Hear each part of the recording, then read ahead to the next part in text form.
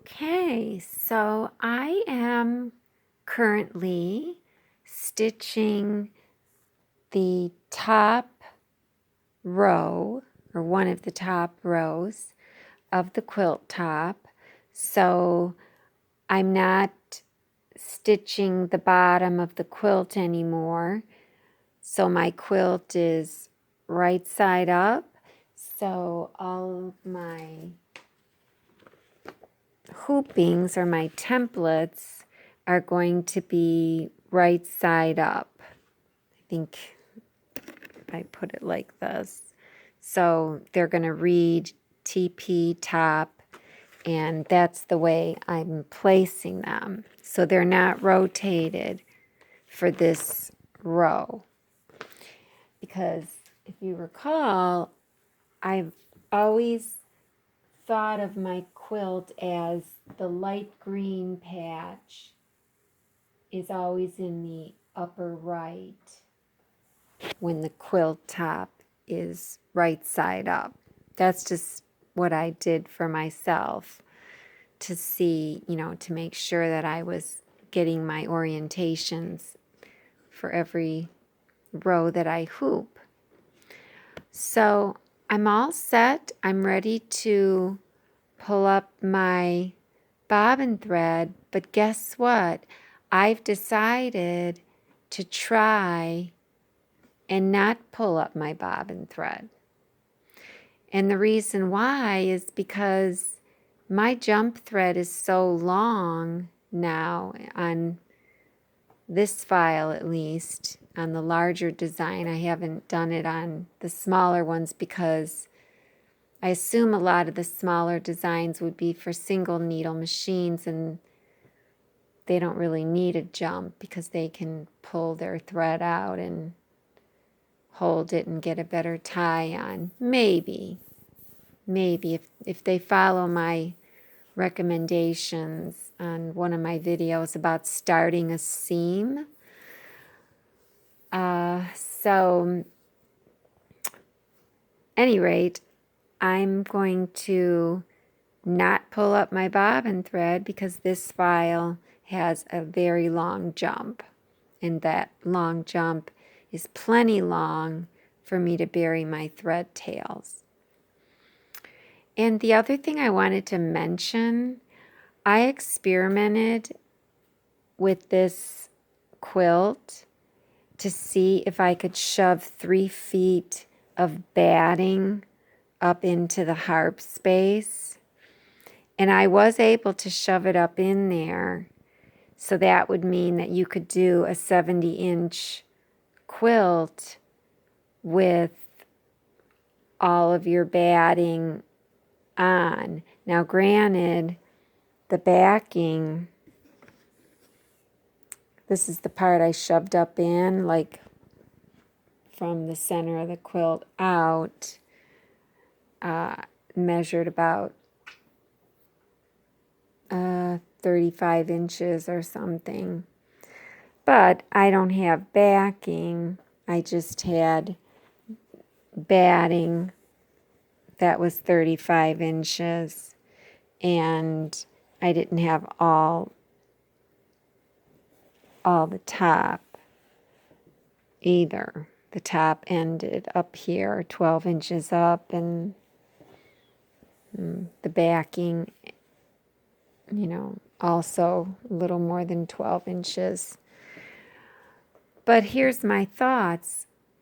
If you wanted to just put your top and your backing together so that you wouldn't have to keep piecing the backing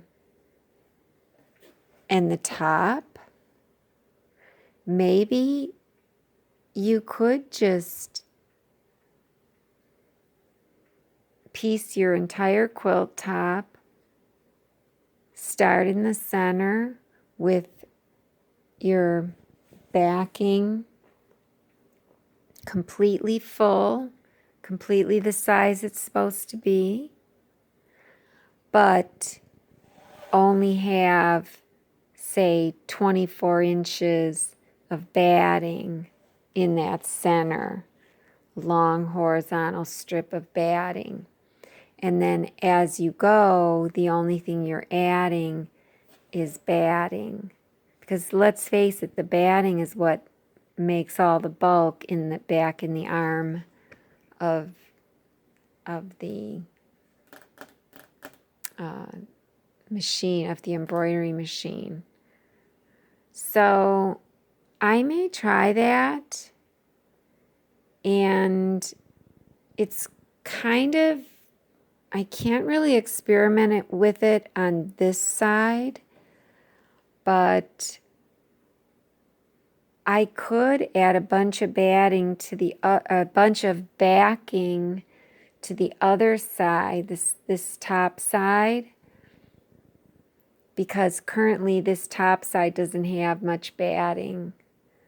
So I could just add a bunch of backing to that top side and then add a bunch of rows of blocks to that side to simulate my final length or half length of the quilt, and see how well it shoves up into the arm of the machine with just adding 24 inches of batting as I go. Because that would be a game changer. So if I could get 3 feet of batting up in there, then I could probably get, 3 feet of just top and backing up in there with no problem whatsoever. 3 feet is half of 72 inches. So that would mean you could do a twin size bed, not just a throw. And then if I could get, 3 feet of batting up in the arm, then maybe I could get 45 inches of just top and backing up in there. I mean, that's easy to test out. Just take 2 pieces of fabric, because they're 40 inches wide, put them together, hoop them, and see if you can shove that all up into the back of the machine. I'm sure you could. So, with that said, let's go ahead and at least finish this, and we'll try that experiment down the road here. So I've already checked for center and rotation, and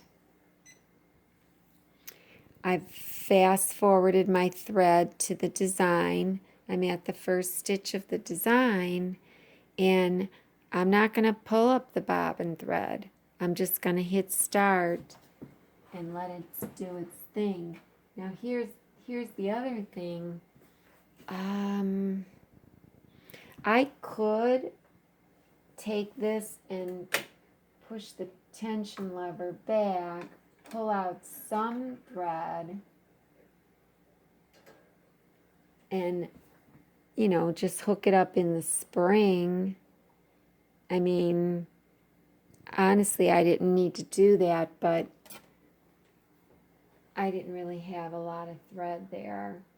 Actually, I'm going to just trim it so I can be consistent with this experiment. So now we're just going to start. I have my table moved away. We'll press start, tension lever. I think you can see the screen. Just press it once and see how it goes.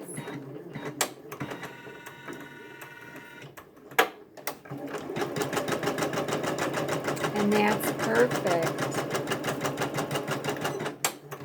I just want to pull some of this side up so I can get this out of the way. That's what I like about this being kind of snug in here. So,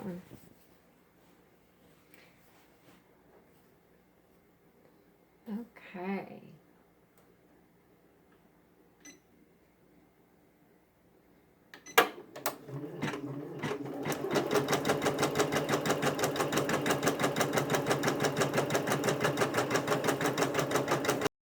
So if anybody wants to jump on any of the smaller designs, let me know. Because I think I mentioned this before, if somebody has a multi-needle and they want to just stitch one of the smaller designs on their multi-needle, well, then maybe they do need a jump at the beginning of the design. Now, if you'll notice, when this machine started stitching that little line, it started like lower a little and then went up. Well, that's why I was able to just put it in the spring, put the thread tails in the spring, because to be honest, when this design is flipped, it starts stitching at more, up more, and then comes forward. And it'll come forward right into the thread tails that are in the spring, and it'll stitch over them, which may make it hard to release them. But it may be fine, because who cares? It couldn't be that hard. There's no oh! Did I run out of... Oh no, I thought I ran out of bobbin thread, but that was this tail that I'm seeing. It was this jump. Okay. It was this tail here. Let me just cut that. I don't want it to stitch over it. I have a long enough. There. So anyway, so it should be fine if it stitches over it down here, because to be honest, there's no tie on or anything to start, nothing to speak of. The machine just makes a slight little knot by making its one stitch to start, but in reality there's really no tie on. So if it does stitch over itself on the flip design, it should be fine as well, you know, if you hook it in the spring. But if you're worried, you can hold it off to the side so that when it stitches forward, it doesn't stitch over itself. So let's keep going. I thought I ran out of bobbin thread, and it's weird because I just filled the bobbin, so that was kind of scary. I didn't want to have to deal with that.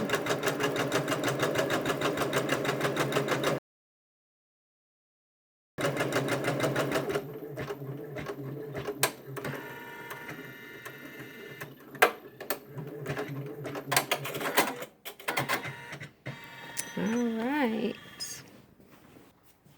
Okay. Push my table forward a little.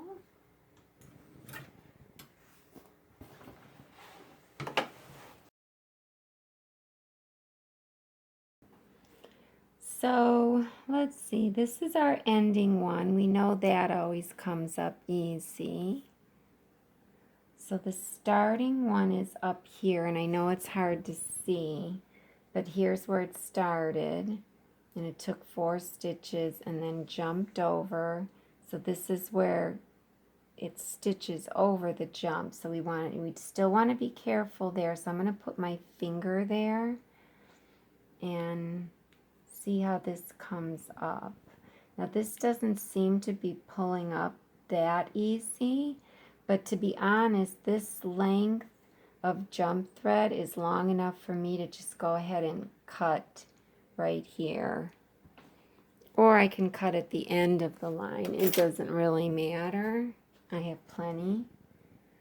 So I'll just cut here and maybe hold these up, hold that, and there's my long enough tail. That way we don't waste so much thread. And then this will just come up. I just didn't want to mess with it until I had pulled this thread out of this stitching where it stitches over it, because that just always is in the back of my mind. So now this one gets fed to the back with the snag it needle, and the ending one though, I'm going to just see if I can pull the bobbin thread on the back to get this one to feed to the back perfectly without us having to use the snag it needle. So I'll wait till I get to the back to do that. So this one, you have to feed it to the back with the snag it needle, because this beginning one, beginning stitches stitch over themselves. So you can't just go to the back and pull on the bobbin thread. Nothing will pull out. This top thread won't pull out because, you know, beginnings stitch over themselves. So I'm going to go ahead and stick this in, and I'm going to stick it in right at the tip. That's the way I've been doing it. So kind of pulling the thread towards me to see, because I'm going to go right in the hole that it came out of, since I'm just feeding this through. So I got it in the hole, I snagged it, now I'll just push it through, and it should go through real easily if you got it in the hole. So now I can just go to the back, no problem.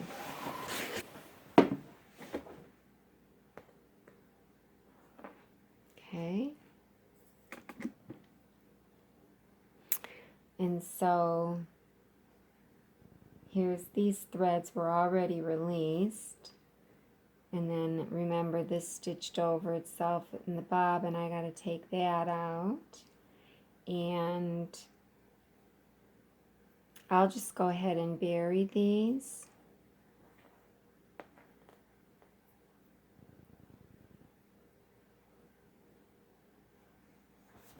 Try not to get in the camera. 1/4 inch away.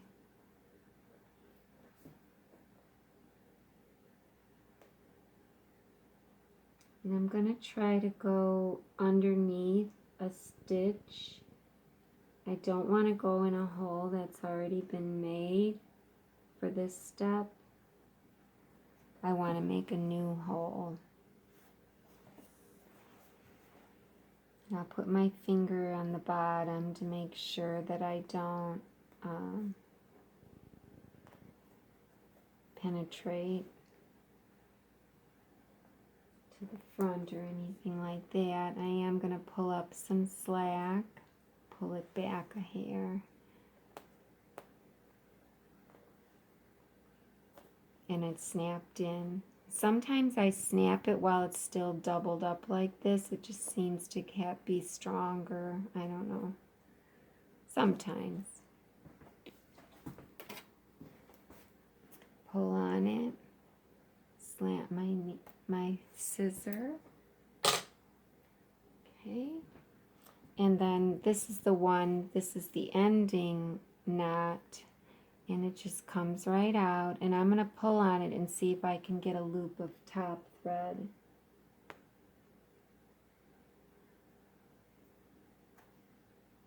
I didn't like that sound it made, but I do see the loop of top thread, and there I just pulled it out.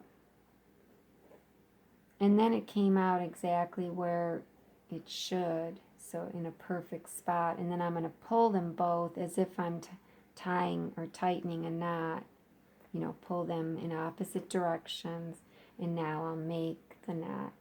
And there is a gap between the two, and that's okay, because since I pulled the loop out, you're going to have a knot like that. But that's fine.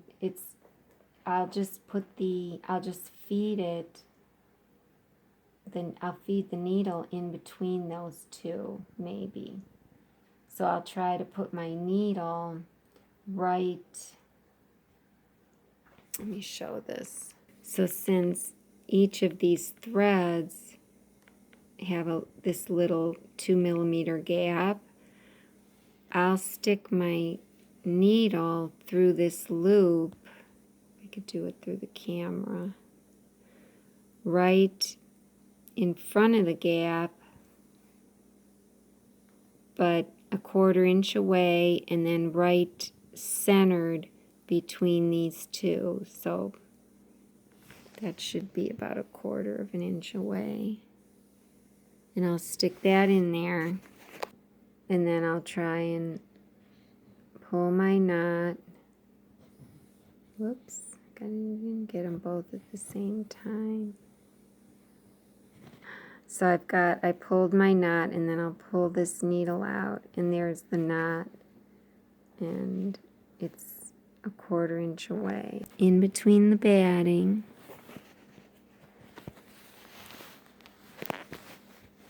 I'm gonna feel underneath and make sure I didn't puncture through. And then I'm snagging the needle.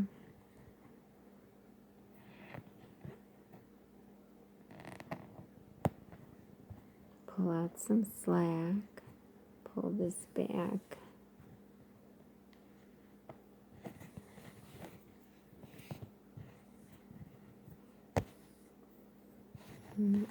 I heard it snap in.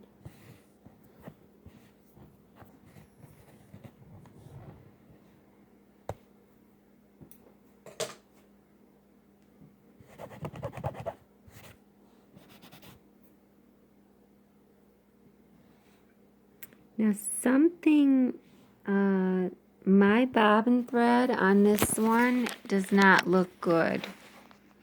My bobbin thread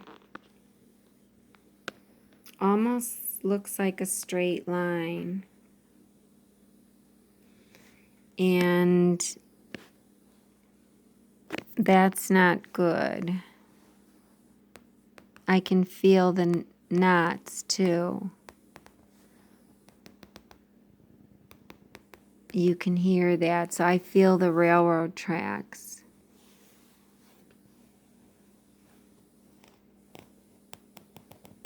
And that just means that either the top thread wasn't tight enough or the bobbin thread is too tight. Now my bobbin thread is pretty loose. I've loosened it quite a bit.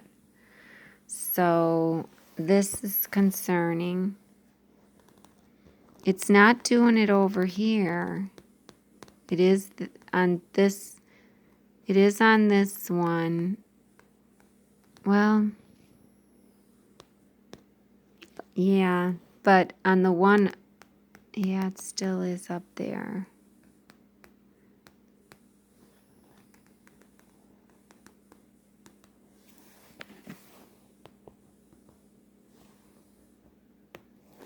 So that is concerning. So I'll oil this here, but still, that concerns me. And I'm going to check my tensions. So, do I want to rip that out? Not really. I mean, nobody's going to notice that but me. Let's see. So let's go ahead and see what's going on with the machine. I don't know. So I'll pull this out. So I'll put this in. I took it out of the pigtail. Whoops. I can't get it in right. There, it's snapped in. And I go around here, up, down, around, over that, and then I'll go under and pull. Okay, so I'm at 8 grams, 7 or 8. That's pretty low. So I really can't go any lower than that. I won't have any tension at all. So, and I know you're not supposed to do this, but I don't want to waste thread. I've wasted enough thread. I thought about putting a heavier, well, no, because then it would be even tighter. I tried the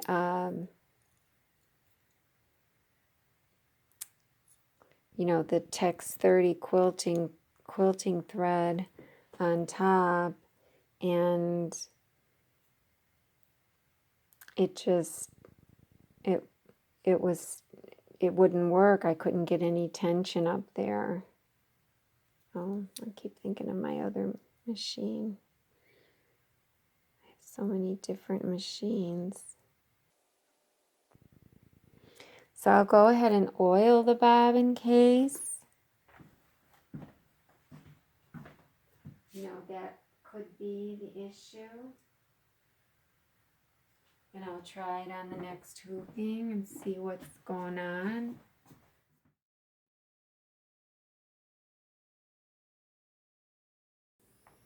I thought I would show this second hooping with the new version, because I did go ahead and set my trim tail length back to long, and I just want to see how easy it is to pull out this thread, to release these threads for tying on. And you can see it a little bit better maybe with with it stitching in this area. So it's starting here, right there.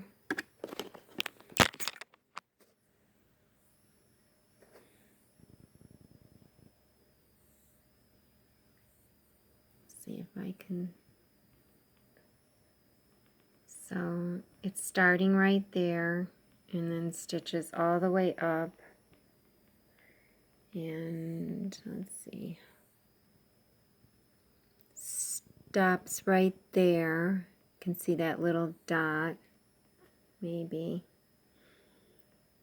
And then it jumps here. And that's the tie on. So let's see if I slide this under, because remember what I did before I started, I did a needle down, needle up, or not a needle down. Well, yeah, basically a trim. I hit that trim button so that the thread tail would be hooked on the thread catcher in the back, so that I could have a consistent length to judge by. So now let's see if I slide my tweezer under. Okay, it came right out. So that might be the trick. Keep your tails long.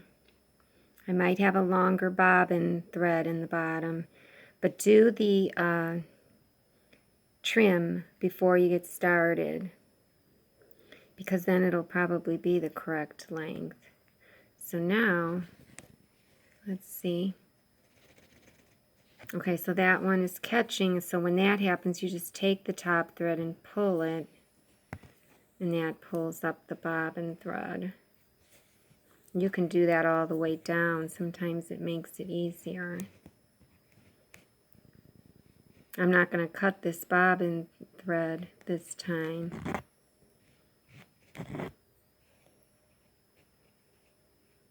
I'm doing this through the camera, so I can't see what I'm doing really. And I'm holding the camera too, trying not to move it around. Okay, so for this one, when it makes this jump, instead of pulling on the top thread, I stuck my tweezer under the short little jump here, and it released it a lot easier. So here's the top thread. Here's the bobbin thread. We'll go around to the back. Here's the ending thread. That's always easy to release. You can just pull it right off.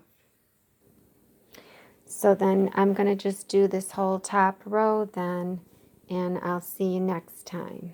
Okay.